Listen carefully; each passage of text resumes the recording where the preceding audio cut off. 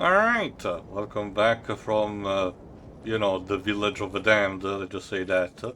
So, I did, as you can see, a bit of grinding and, oh fuck, I forgot we're getting very immediately after this bonfire. There you go, I also got in the meantime a new set of armor, like I promised, in order to give me some protection. Come on, you greasy fuck, get here.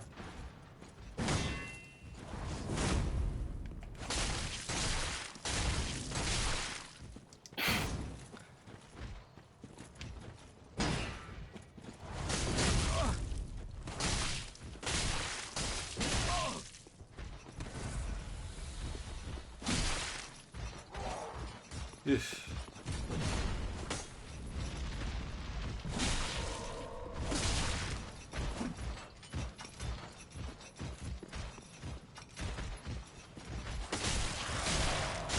Come on, there we go. If you forgot, that's an invader, an NPC invader, so it's not like an actual human player. And if I defeat a purple phantom, I get that item, the vertebra shackle. Kinky, I guess. Yeah, the downside of this is that I have to. My roll is, is particularly slow, so I cannot rely too much on dodging. That being said, let's use this. There you go, to recover quickly because the phantom is not gonna invade me. Alright. Basically what we're gonna do today is probably not to defeat the boss of this place because it is technically optional, and but I wouldn't recommend at the moment we're now. It needs a decent reward, a decent reward, but I don't think we're in condition to actually defeat it. So let me just showcase this actually going forward while we get to the next dungeon. This place looks normal, perfectly fine as it is, right? Well, if we move just a bit forward, someone starts to throw more beach umbrellas on the place. And it's a bit chaotic, so we better move. Jesus. Especially because whoever is throwing them, it doesn't discriminate. Yeah, ow.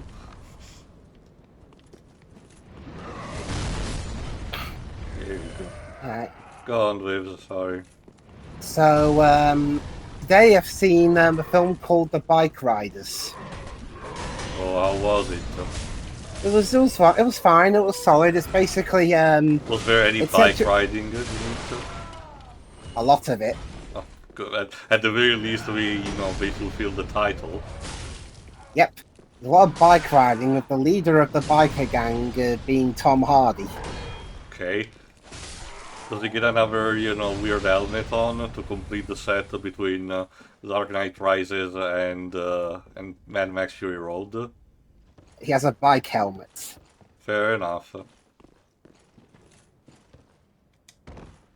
Oops. And Michael Shannon's in it as well. He's also a biker. Uh-huh. There's also Norman Reedus, Austin Butler, who's mainly known for Zoe 101. And one of the villains from Doom Part 2. Yeah. He was also in Once Upon a Time in Hollywood as Tex Watson. Uh-huh. Anyway, just to mention quickly, this arena that's up ahead, where I am right now, is where the boss is. You can even see it. It was actually showcasing some promotional material. But like I said, we're in no real condition to fight it, so let's instead proceed forward behind this door. Always a pain. Go on, Waves.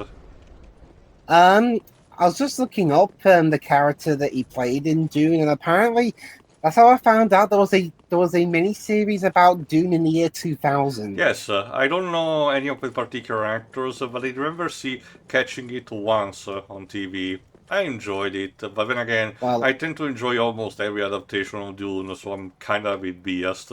Go on. And William Hurt was Leto Atreides. Oh, the protagonist's father. I think he fits the role. It's just that, also, being... Paul Atreides was played by Alec Newman, of all people. Sure. Well, if you don't know, he's been in stuff like Waterloo Road. More recently, he's been in Cyberpunk and its Edge Runners show as Adam Smasher. Mm-hmm. And he was, AKA the main and he's villain been of the in, game. and he was in 14 Heaven's Sword as La Habrea. Oh, okay. One of the Ashians. Yeah, he was the guy who replaced Kyle Hebert. Mm-hmm. Alright, if I recall correctly, up from here is a place where we came from. Because again, this particular level is very interconnected, so yeah, we don't have to go here. Okay, let me see. Oh, sorry, give me a second. There you go.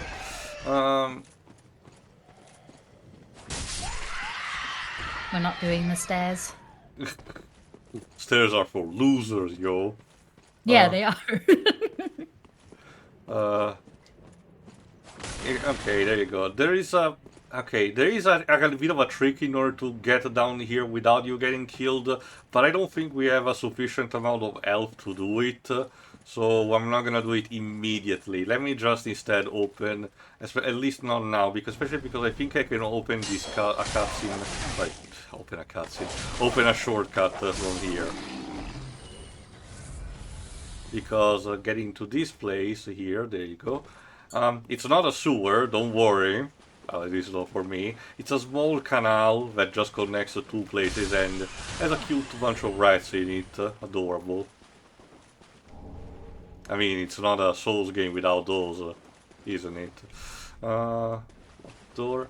And just for a bit of a surprise, we have also a giant rat in here. Again, can't have a Souls game without those two. Oh. It's like, oh, never mind. Oh, come on, Shir, it's adorable. Not when it runs out of the fog out of nowhere. And it gives us the blood bite ring, which is a not prevents, but helps helps to delay the blood debuff, the bleeding debuff. Essentially, we're not gonna, if I equip that, it will take longer for an enemy to proc bleed. But again, we don't really need it right now. Pet rats are actually lovely. Mm-hmm. There we go. And yeah, that shortcut allows us to get back to here, to the bonfire. So let me use this time then to try that trick that I mentioned, because down there's a decent set of rewards. And yeah, going back from this place, you can even, if you're good enough with the timing and position, you can even try a plunge attack. There you go. Which can insta-kill the giant rat, because yes, it responds. There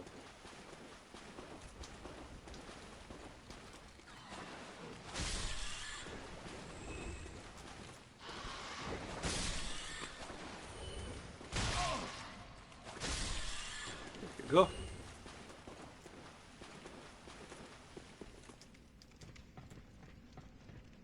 So in the meantime, also Dweebs, you mentioned last time that you were going to see Furiosa. So did you like it? Yeah, I thought it was solid enough. Mm-hmm. It's a shame because I heard it's actually not doing very well, as in financially, because critic-wise it has actually been very approved. Yeah, it's made exactly its budget. Yeah, that's really not enough. It's the same problem that Blade Runner 2049 had. It's basically a very great follow-up, but unfortunately, I don't even know. I think the marketing was fine enough, so I don't know what happened. I don't even think it had particular, competition. Well, apparently half the film's budget was actually covered by the government of New South Wales, which is Australian, and the Australian federal government. So there is a chance that it's still considered a success for Warner Bros. I mean, it's a disappointment. Yeah, I can imagine. Alright, let's give it a try. By trying to slide a bit. Yeah, that's not enough. I don't have enough health, unfortunately. Hell, Kingdom of the Planet of the Apes even moved its release date to try to avoid competing with Furiosa. It turned out I needn't have bothered. Yeah, seems to be the case, unfortunately. I mean, Kingdom of the Planet of the Apes is also a good movie, Mm-hmm. and it was more profitable because I mean, it costs. I think it. Hang on, let me check. 160 versus 100. Yeah, it cost $8 million less to make than Furiosa, and it made more. Also, from what I heard, the version that's coming on Disney Plus has an alternate version where all actors have practical effects instead of being in Yeah, CGI. it's literally just the guys in the mocap suits pretending to be apes, which sounds really funny. I mean, it's the kind of bonus content, but I kind of wish there would be more on stuff like Disney Plus. So Yeah, yeah, I'm not gonna lie. I wish the previous three films had that. it's the same kind of minor thing, like um, old the very couple of early Pixar movies animating a set of bloopers that they had. It did a kind of a bit of a charm to that as a making of. Yeah, Alas. I will. I am. When it comes to Disney Plus, I will be at least watching it once in non in non CGI form. Obviously. Yeah, I mean the CGI. I mean the CGI look great. Mm-hmm. I should say. I'm not saying they look bad or anything. Was it It's a good actually? job. It's a good job they didn't try and do it in the Tim Burton movie as they originally wanted to do. No, again, dodge the bullet with that, especially because, okay, I don't remember much. Early 2000 Fox, okay, they had Industrial Light and Magic, so they could have been able to pull it off. I just don't know how exactly would have been able to. Yeah, 2001. The tech wasn't there yet. Like Peter Jackson was able to do it decently for Lord of the Rings, so maybe there was a chance of some Well, kind. that was and also remember that was just one character. Remember, Dweebs, Apes would have been almost the entire movie. there was also many different things, like for example the cave troll in Fellowship of the Ring, for example, the more larger scale battles, in Two Towers and Return of the King. So Probably a volume issue. oh well, the That's my world may reckoning. never know.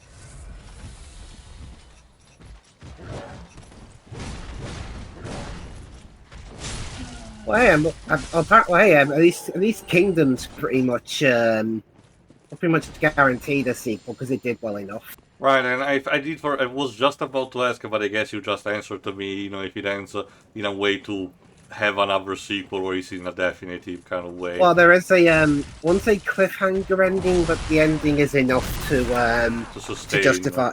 Have you seen the movie? No, that's what I asked. Yeah, so it'll end up on Disney Plus at some point. Because I remember the Caesar saga ending in a kind of definitive way. Again, it's supposed to be a parallel to remember the Exodus. Kingdom takes place hundreds of years after. Yeah, that. yeah, that's what I mean. As in, they were still able to do it. So yeah. Jesus Christ, these dogs. Okay, let's see what they were guarding. Two alluring skulls. If you forgot items that can be used to bait an enemy. Alright, we're getting close to that tower from whatever contraption was there was actually throwing us stuff. And there is an NPC here. Let's go talk to this guy. See what's the deal with him is. Another one of those unkindled, are you? All you faceless undead, behaving as if you deserve It has an respect. interesting mace as a weapon. No matter. How's he able to lift it? Heed my words. He does. If you've any sense, you'll go find a coffin to huddle up inside. Fuck off. Here, Basically, he's in not this very land of sociable. hollows. You're like a frail maiden on the front lines. If, like the others, you're fool enough to play the champion, then go on ahead. Traipse right past the abandoned church. You'll face death. And it won't be pretty. Enough death to leave you broken. Time after time. Yeah. Well, that was very pleasant. If, like the others, you're fool enough to play, then go A on. lot more polite and succinct than fuck off. turns out he's also guarding someone else, a person behind these bars, but they're not opening from this side. That's because if we want to get to, you know, to where that person is, ideally we should be able to, you know, jump down here, but let me see, how many embers do I have? Yeah, I do have enough. I'm almost tempted to try again. Well, I tell you what, you guys decide for me, Dwaves. Should I give it another try? No. Shirai? Yes. Okay, then let's decide then. Dwaves, again, just to be a bit more impartial, bring the Google coin, please. Alright. Heads is you, tails is Shirai. Heads. Alright, then. You don't do it. Bummer. Oh well, just to let you know, in case we had managed to do it, which again was not even a guaranteed, that guy might have been able to become, you know, an helpful ally. But again, we're gonna try maybe in the future. But here's something interesting. This elevator keeps moving automatically on its own. And out of it pops someone familiar. Recognize that armor set. It's from the first game. Up yet. Oh, there they are. It's from the first game, but I'm pretty sure it's not the same character, so let's talk to him nonetheless. We can't see them. Their face, I mean. Well, okay, let me see if I can actually use my binoculars. Yes. It's barely visible, but the fissure of the helmet makes it, you know, appear in a face behind it. Oh well, let's keep talking. Oh. Pardon me, I was absorbed in thought. I am Siegward of Catarina. This guy is not Sigmeier, like the first honest, game, he's Siegward I'm in a bit of a of pickle. Catarina. Have you ever walked near a white birch only to be struck by a great arrow? Well, if I'm not mistaken, they come from this tower.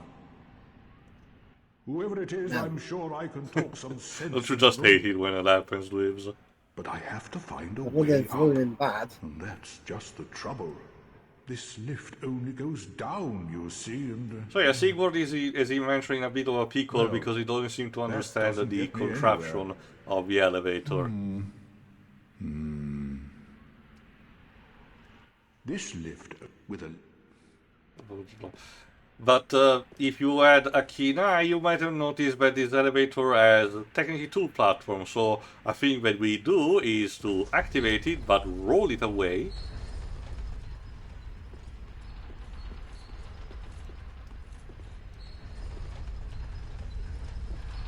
And there you go. The other platform is there with a lever. There you go. We press it and we go up.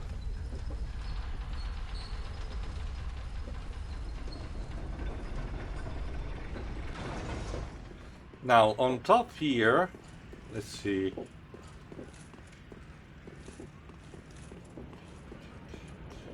We find what, or in this case who, was actually throwing this arrow. A giant, just like in Sam Fortress in the first game. And if we talk to him, we can make peace. I help anytime. And whatever next time we're actually be on the place we were before, the giant will only throw arrows at the enemies and not at us. So that's pretty neat. It's not even a case of much of a conflict, it was just a simple misunderstanding. So again, pretty cool. And again, a bit of a callback to the first game.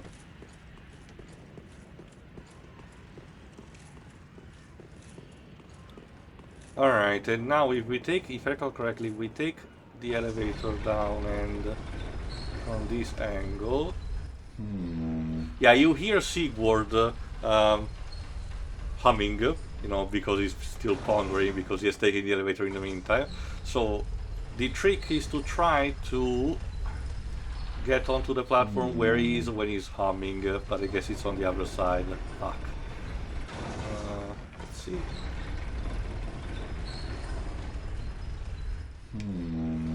There we go, like this. There he is. Let's talk to him again. Oh, don't disappear like that. You had me downright worried. But thanks to you, an epiphany has struck me square in the head. I've unraveled the riddle of this inscrutable lift.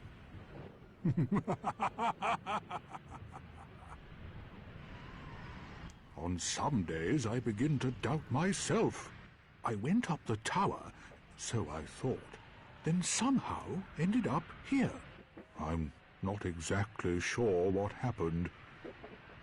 Anyhow, do you see that? He's That referring to humongous beast. that demon in the I'm background. no coward and I've a steady hand, but that thing makes my skin crawl. Now, think twice before you go down that road. Oh, why not, I did Siegward? try talking some sense into him. Siegward, as No, you I can think imagine not. from the dialogue, is He's the far classic too overheated. knight errant. I've Not got necessarily to like Don use my Quixote, head and because, you know, in think. this case, adventure is a real tangible thing. But the more, you know, the one with the spirit of adventure, even if in the bleakness of his world. However, since it's a bit indecisive, let's try to sprung him a bit into action, because if we move, you know, to fight the demon properly here, You should have waited. he will actually, you know, get his ass down and actually give us a hand. I, Siegward of the Knights of Catarina, fight by your side. Ah!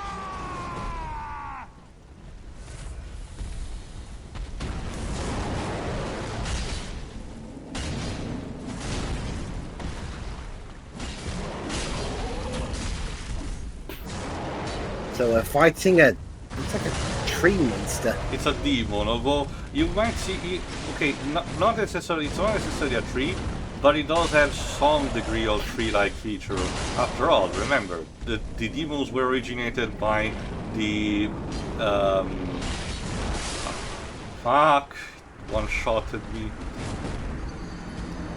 I underestimated him.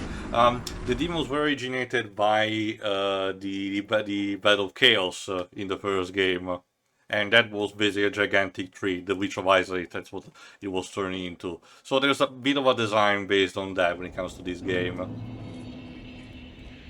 Not to worry, we should be able to, if I recall correctly. It's a bit important, I argue, because, you know, Siegward is actually one of the more fun characters of the game, and his questline is also kind of neat. So, can you check in the meantime who he's voiced by? What's the character's name? Siegward, type it, starting with S-I-E-G.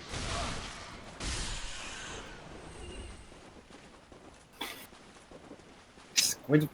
No, it's not Squidward.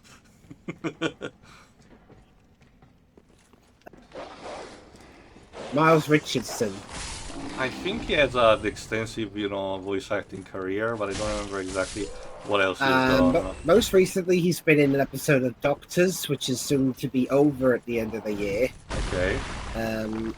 He was in maybe a lot of. He's in quite a few audio dramas. None of which I've seen. Oh, he was in the first Dark Souls. As Siegmeyer. Siegmeyer, yeah. He was the father in Flushed Away. Huh. And he had an uncredited role in the first Harry Potter movie as Man in Armor Portrait. Oh, yeah, I get what the character is. He was also Vladimir Rankov in Highlander the Raven. TV series. He was in Hello Hello, as Captain Frobisher for an episode. Return of Sherlock Holmes as Barton. Many British things, basically. Yeah, a lot of British things. The Brits have your souls. This time, that's the thing, Shiroi. Even more so recently, because one of the recent. Oh Jesus Christ! That. Okay. One of the recent newbie tubers that I've actually started following, that has debuted recently, is actually properly British. So yes, even that.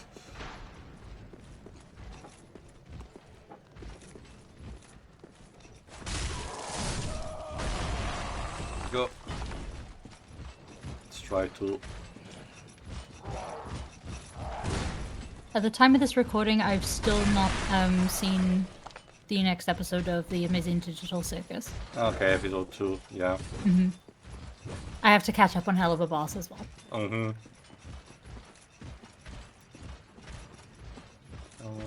Actually, I'm curious on another thing, Shire, because no, I don't think because usually maybe it's Pedro that lets you show these, but so I don't think he has. Have you seen yet instead Bocce the Rock, the series? No. I would recommend it. It's relatively short. I think it's only 12. What's it called? Bocce the Rock.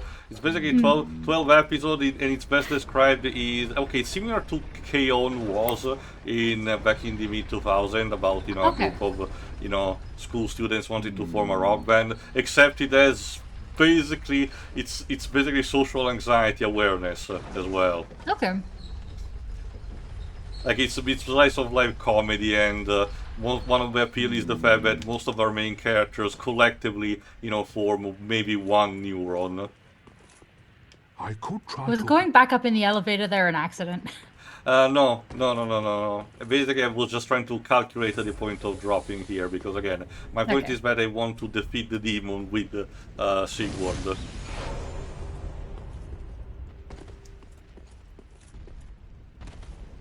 Alright, round 2.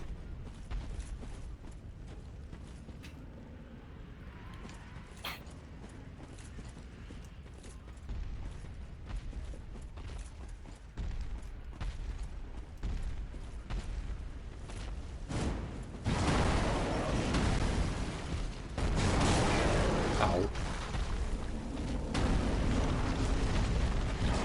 No! You should have waited! Well, it's too late now. I, Siegward of the Knights of Catarina... Siegward, if you noticed, by the design similar to how Siegmar was in the first game, is armed with a Zweihander, a two-hand sword, that's very powerful. And the Catarina shield, which has a spike on it. So it's best to fight with two hands.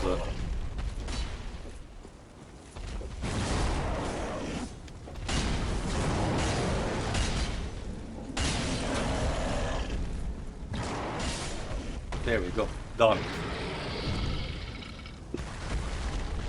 We get a fire gem, and now let's collect our thoughts with Siegward. That was quite a performance. But you mustn't get in over your head. We unkindlers put our duties first. But, for the moment, we've a toast to make. So yeah, Siegward is very optimistic, and he offers us one of his personal creation, the Siegbro. Let's pretend it's alcoholic, I guess. Your valor, my sword, and our victory together. Long may the sun shine.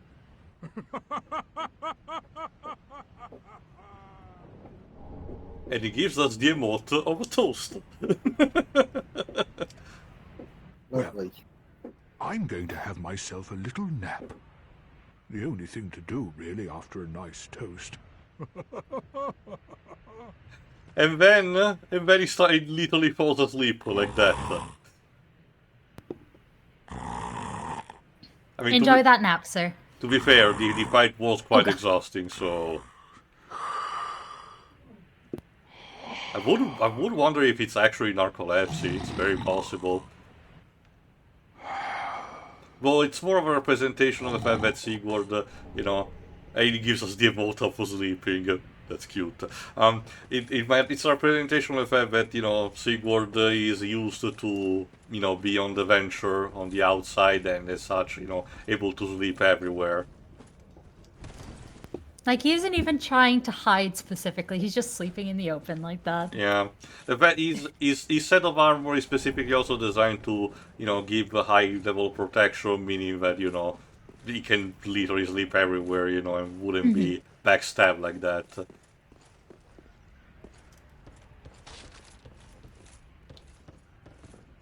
Alright, here are a couple of more of those enemies in those cages, so let's see. There we go. If I recall correctly, I can one-shot them with a... yeah, like this. Like with a thrust. More alluring skulls.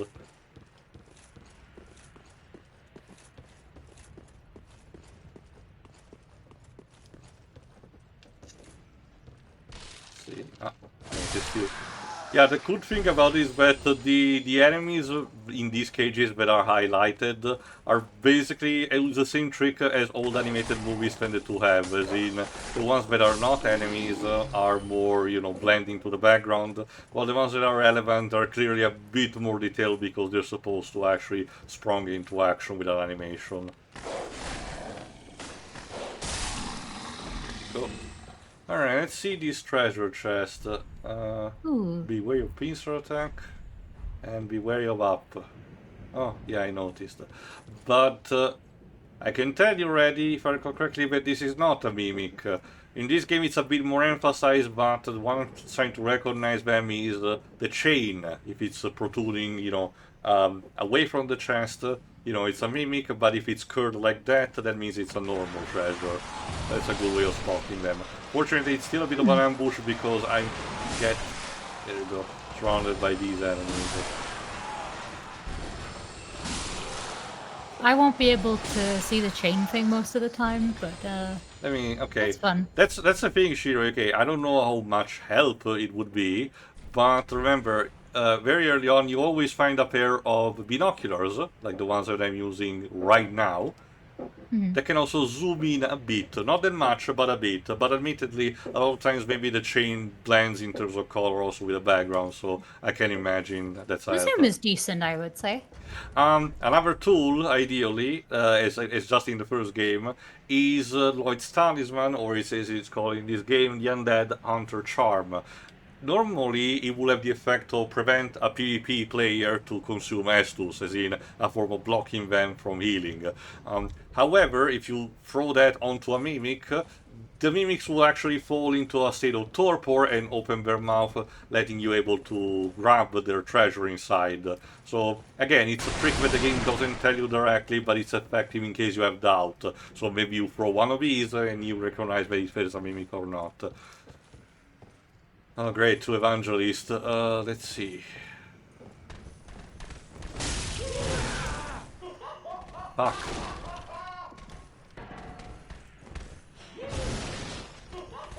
Also, just to mention the reference, because I didn't mention much when we encountered that in the previous parts. These evangelists are supposed to be a parallel to a character in the Berserk manga. Particularly a priest that wasn't particularly benevolent, and they even share a similar, you know, attack animation. They will hit you, sometimes if you get too close, they will occasionally hit you with the book that they're having in their right hand.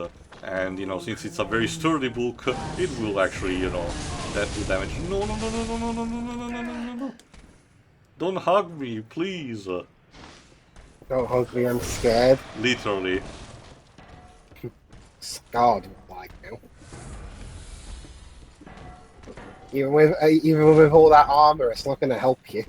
No, well, to be fair, it does help a bit.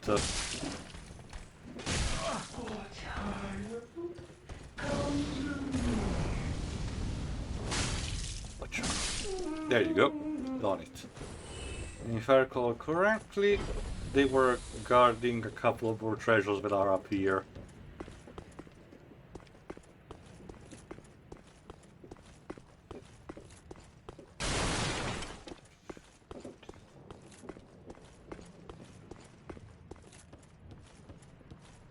There you go. Lean's ring. If I recall correctly, it helps with thrusting animations. Let's see. Lowering equip load increases attack. Ring of Flynn, the eulogized thief. Lowering equip load increases attack power. Flynn fought with the wind on his side and was a hero among the weak and poor. Yet even his admirers knew that it was little more than an idyllic fable. It's a bit of a reference to Errol Flynn, you know, the actor who played parts like classic Robin Hood, or I think even the Scarlet Pimpernel, I think. It's a very old movie, but also particularly pirate role. Alright, if we go down here, we should be able to... let's see... Right, I'm supposed to jump here. Jump!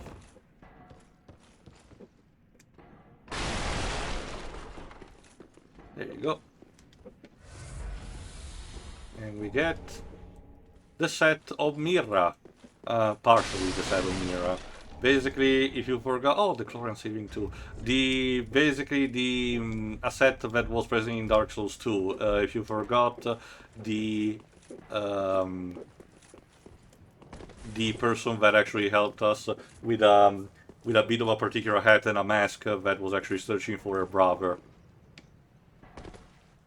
And we're actually back here. However, once again, we're not gonna deal with the boss, so let's actually try to move to the next area and see if we actually can make it. The boss was a decision we made earlier, wasn't it? To like just. Well, no, I just decided for myself because again, I don't think we're in a state of defeating it, unfortunately. All right.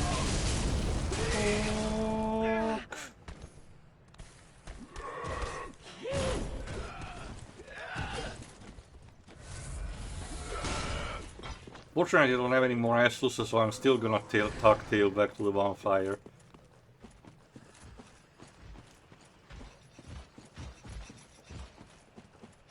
Especially because in order to get to the next area, we're still gonna need to pass an obstacle. Again, not a boss fight, but let's just say a mini boss of sort. And they were still following you for a bit. Yeah. Thankfully, even with this armor set, if I manage to find something more comfortable, I will, you know, change a tire technically before the next part. There we go. It's best to always have your Estus full.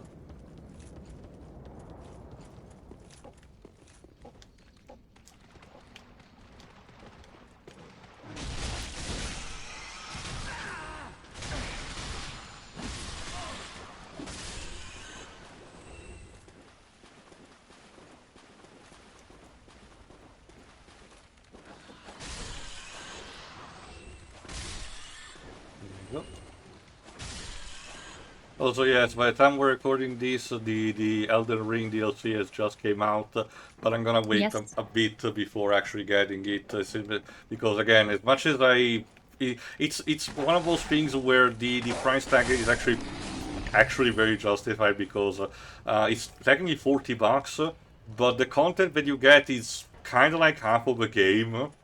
From what wow. I was told. So yes, it's also explained why it took 2 years to develop. It's practically its own kind of expansion, so that's pretty neat.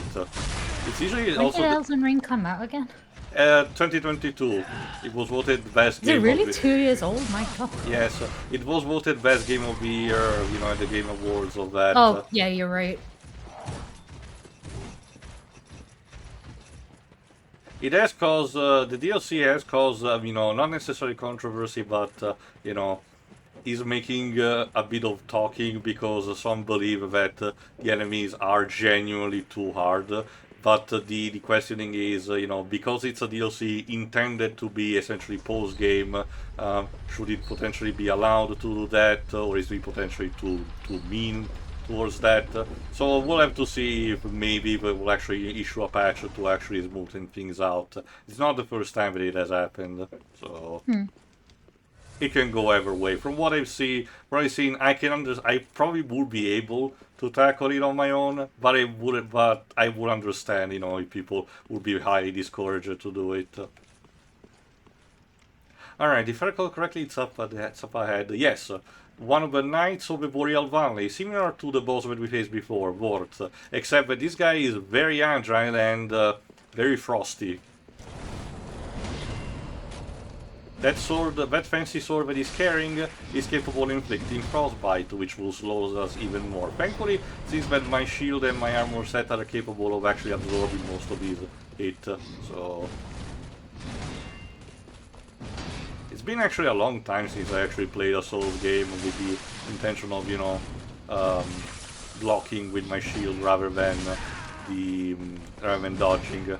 Especially because Bloodborne pioneered a bit more that kind of technique. Bloodborne gives you a shield, technically, but it's kind of like a joke item. It's kind of sort of a pitiful excuse, and it basically tells you, please dodge. Although it's hilarious because the IGN guide still recommends you to use that shield.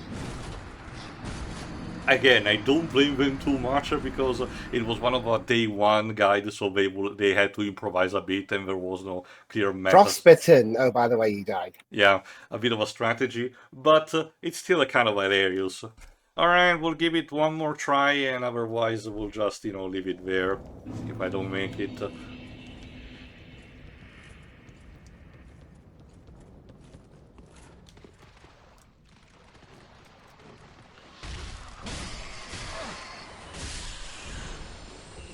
If I recall correctly, I can still always open the door that was behind that knight because the animation of opening the door basically makes me invincible, so the enemy cannot just, you know, attack me while I'm doing it, as he cannot actually stun locking me. So, worst case scenario, I can still open the door and sprint behind that, because the enemies have still a limited kind of aggro rage.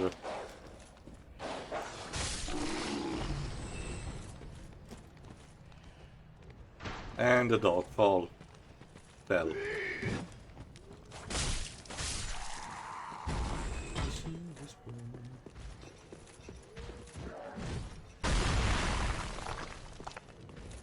Alright, let's see if I can... Ow.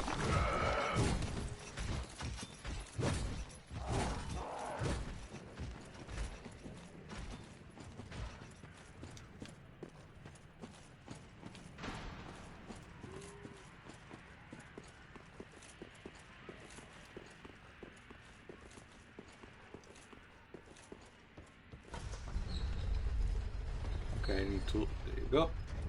Use this time to pop up an ember.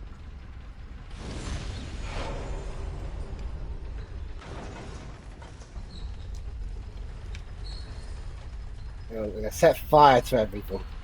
It's more of a case of, again, we get imbued with the embers of a bonfire and it gives us temporary strength.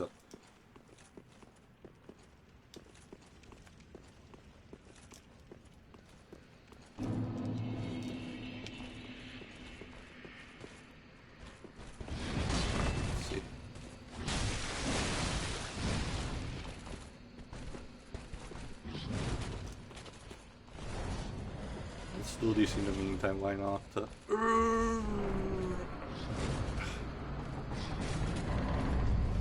More ice swords? Yeah. Yeah, the enemy is limited here, so let me actually do a bit of a trick, because if I recall correctly, yes, there is a bonfire right up here. So I can easily just pop this here, rest it here, there you go. And now we can try again one last time. If I can make it good enough, otherwise we respawn there and we're good to go.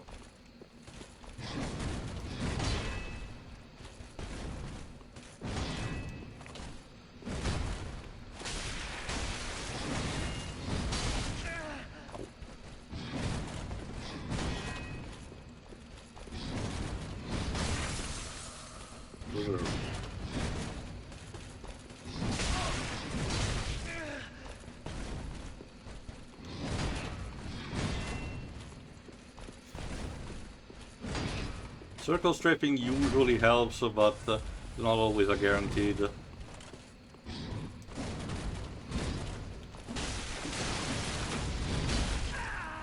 Come on. There we go. Done it. And we get the Irithil straight sword.